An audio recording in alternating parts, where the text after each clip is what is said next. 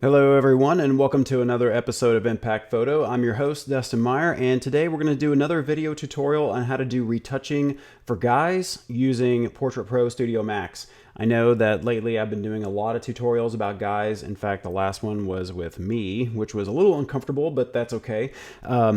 So anyways, I feel like doing retouching on guys is something that a lot of people don't really demonstrate for because I don't know if it's because they don't think guys are attractive enough or if they're a good enough example, but it is something, especially if you're doing business headshots, that you really have to be familiarized with. So let's just jump right into it.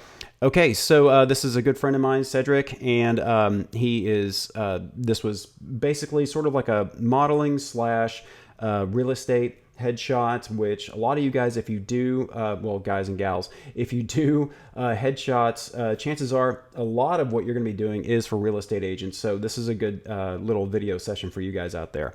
So normally what I do is in my preferences over here, I turn off the automatically find faces and images. And the reason why I do that is because it gives you a chance to go in and adjust the outlines of the face without it trying to automatically apply any effects. The reason is because if you go in and it automatically imports the photo, then the problem is when you go to adjust the outlines, then it'll try to automatically adjust the effects, which can slow your computer down. And so since I'm recording and all that stuff, my computer's already running at max capacity. Also because, as I always say, it hasn't had its coffee yet. So anyways, you just uncheck this box here and then we'll just click OK.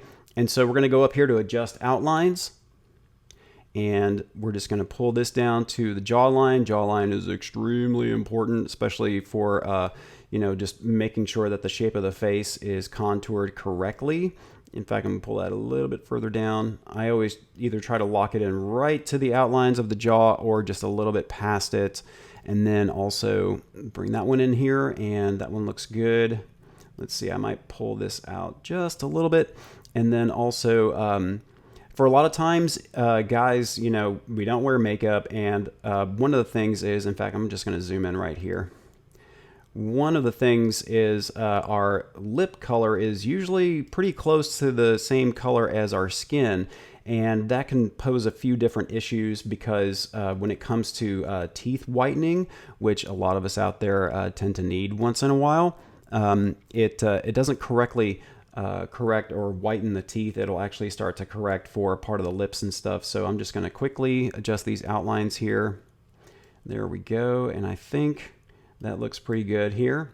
Usually this is something I'm just a tad bit picky with because, once again, I just want to make sure if I need to whiten those teeth that it looks nice and natural. So pull that down and then bring that up a little bit. And then we're just going to click outside the box so we can zoom out and go into the next box, which is going to have his left eye, the eye on the right for us. We're going to go up here and just adjust for that. Now the image itself seems a little low resolution, and the reason why it looks like that is because I went ahead and cropped it in closer to the face, because if you are doing headshots, normally it's either going to be from the waist up or it's going to be just, the head itself. So I usually leave a little room for cropping based on, what they might need it for, whether it's a LinkedIn headshot or if it is actually going to go on some marketing material. There we go. I think that looks pretty good. We're going to click outside the box again, and then we're going to jump right back in.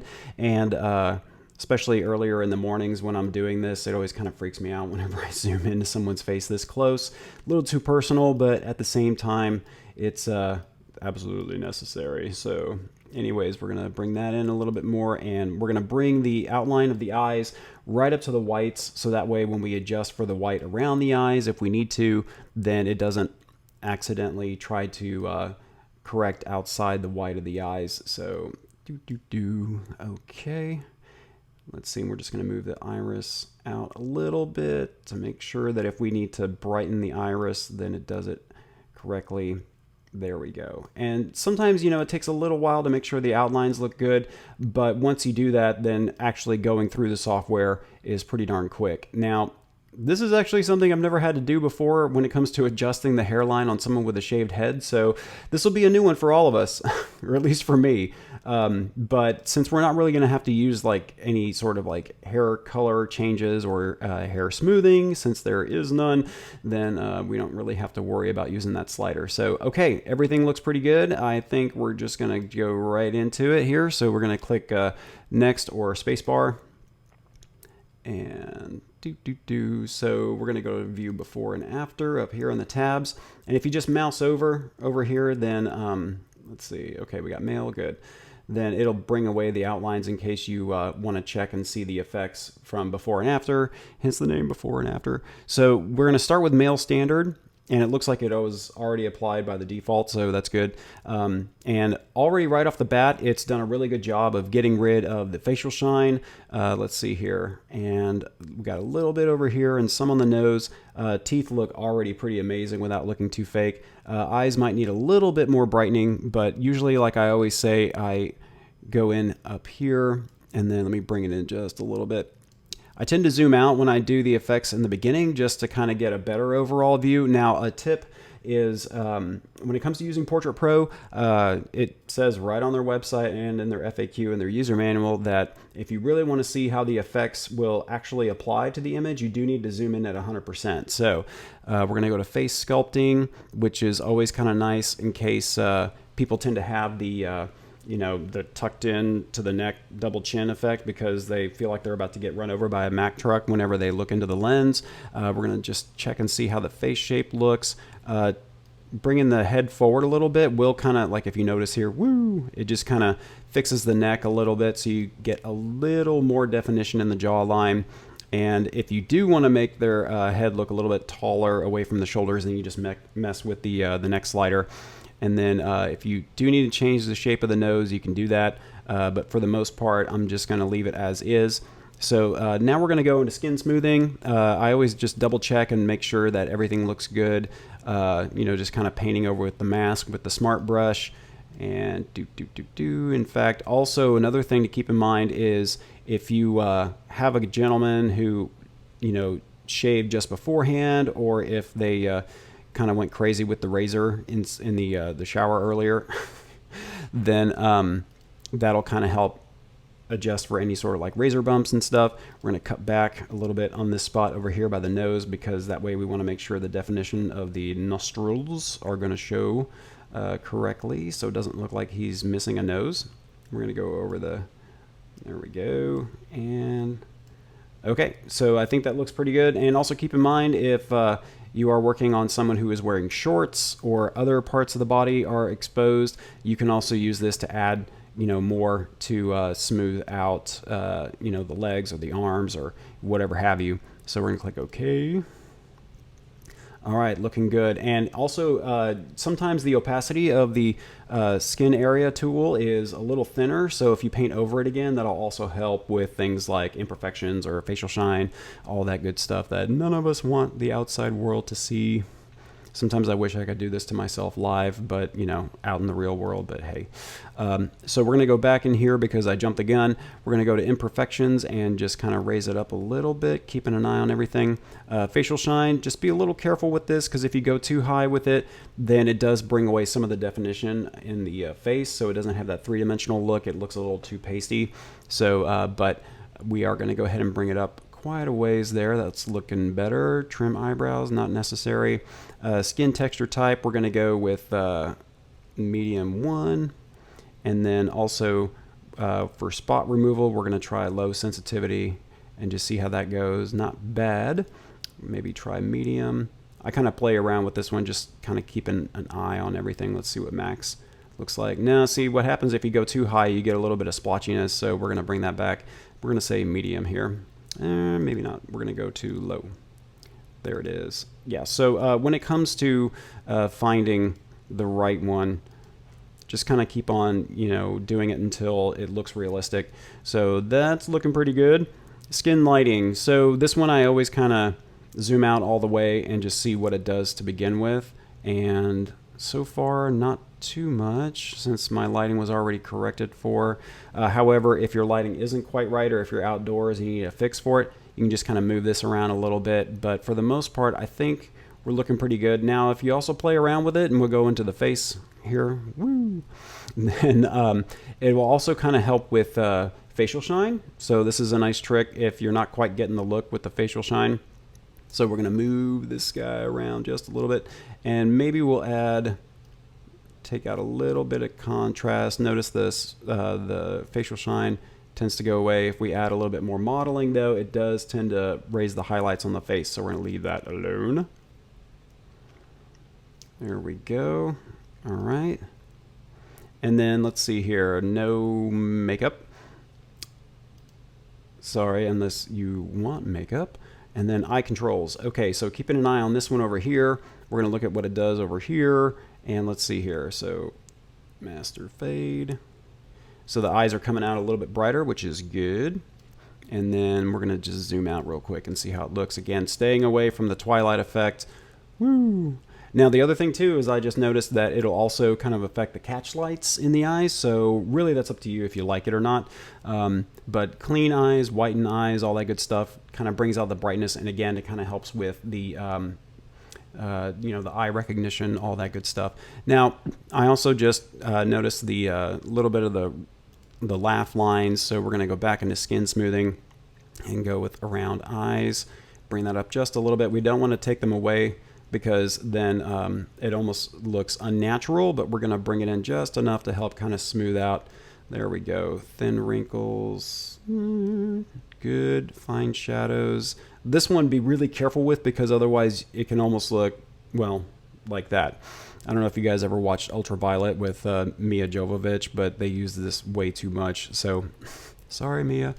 Remove pores. Not so much. Just finding a nice balance here. And then, okay, good. So around mouth, not so much. In fact, we're going to do this real quick. I'm just going to go in and just bring a little bit away from the lips, so that if we need to use more of the skin smoothing controls, then it's not going to affect the lips as much. Oh yeah, I forgot about this. I can zoom in and out using my scroll mouse, or actually I use one of these guys right here. So I love my magic mouse. Magic mouse. Okay, so I think, and we'll take a little bit more away from up there. All right. Okay, being too picky, Dustin. Here we go. All right, that looks better. Okie dokie. And also, we've also kind of smoothed out some of the stubble and everything else, so looking pretty good. And then let's see, we'll bring that down just a little bit. Thin wrinkles, remove pores. All right, so now we're going to zoom back out. And if you notice, sometimes it looks a little too excessive on the face if you zoom all the way out. So again, you can just go over here and go to 1:1 and see how that looks. Looking good. All right, Cedric, here we go. We're going to zoom back out again. Eye control's good, mouth and nose. We're going to zoom into the face and just kind of keep an eye on the teeth again, just to make sure everything's looking good. So, nope. Sorry, I have to have a little bit of fun with it. Let's see. And also, for Cedric here, we are going to go down to lip saturation. We're going to make that, we're going to make that 0. There we go. And lip contrast, if the softening has a little too much effect on removing the area between like the skin tone and the lips, then you can add a little bit of lip contrast. There we go. Sharpen mouth is always a good one. There it is. Sharpen teeth. Come back a little bit. And then also, let's see, clean. Good. And whiten area. There we go. Nose contrast. Moisten lips. Nah, not really. Hair controls. Sorry, buddy. Don't need them. Skin coloring. Okay, this is one I just double check to make sure that everything, you know, looks okay, so we can take that down. Now, if you can notice, let me zoom in here. If you go up a little bit, it'll really kind of change the color, but you know, usually because you want people to look the way they look, you know, just kind of keep this to a minimum. And then also correct outside of face, you know, just in case you do change the color of the face. If you've gone and painted the out, you know, like the arms or the legs or anything like that, it'll correct for that too, which is nice. Really handy if you do like outdoor pictures and you get some of that green cast from like the light bouncing off the grass below, or, you know, too much orange or something, it'll fix for that too. And then last but not least, we're going to go into picture controls and just turn it on and see what it does. And I think I actually did a pretty good job on this. You can change the temperature after the fact. There we go. Tint, exposure, no. Brightness, smart contrast. This is kind of nice because if you are old school Photoshop, you know that if you increase brightness, then you kind of have to increase contrast to keep up with it. But this one does both. Merry Christmas, vibrance, tone curve, you know, depending on if you guys like brightness or contrast, or if you actually like messing with the tone curve. If you want to add a little contrast, you can get it down with the tone curve, blah, blah, blah. So, all right. I think he's looking pretty good. We got enough definition with the highlights here. We don't have to mess with it too much. We still have a little bit of shine, but it's not so excessive and distracting from the face. We got rid of a little bit of imperfections, kind of smoothed out the eye bags and the wrinkles there. Teeth look nice. Also, we kind of smoothed out the definition of the neck. And then also, if you notice, the neckline here with the shaving and razor bumps and all that stuff, all that's taken care of. So I think this looks really good. In fact, we're just going to leave it as is. So otherwise, thanks for watching. Again, my name's Dustin Meyer, and this is Impact Photo. We're always coming out with new episodes, so subscribe to the channel. Also, like the video if you don't mind, because it always helps. And we do have a workshop coming up on January 29th about wedding photography and shooting and all that stuff. So I show you everything that I do, from lighting to posing and camera settings, all that stuff. And you can sign up using the link below. So thanks a lot, guys. Thanks for watching, and we'll see you next time.